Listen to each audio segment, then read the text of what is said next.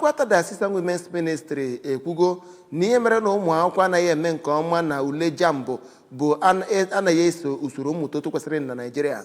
President Women's Ministry Oriakụ Chinyere Ezofo mere ka mata nka na St. Luke's Parish Isulo Akasulo Orumba South na Anambra State ogo na gụpụta ozi banyere pukwuru ndị delegate na 20th Agwala the Women's Conference. Kene Chukwudi wetara anyị akụkọ.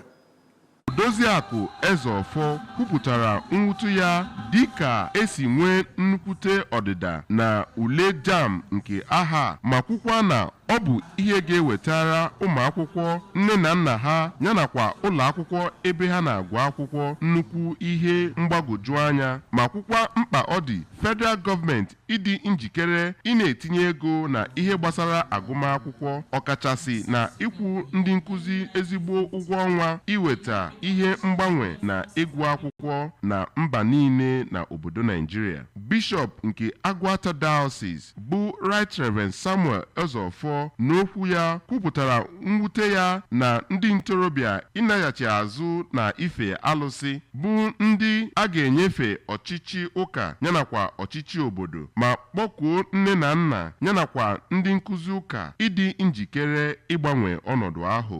Ụfọdụ ndị bịara mmemme kọnferensị ahụ nke isiokwu ya bụ ịlụ ọlụ Chukwu nzipụ nke pụrụ iche ndị gụnyere Lady Gloria Eze Ezika yanakwa Lady Ngozi Ike kwuru na ha ga-eji ihe a mụtara na oge mmemme ahụ iweta ọgbanwe na ndụ ha yanakwa nke ezinụlọ ha site na obodo Isulo nke dị n'okpuru ọchịchị Orumba South. Aha m bụ Kenechukwu Chukwudi n'akụkọ ụwa ABS.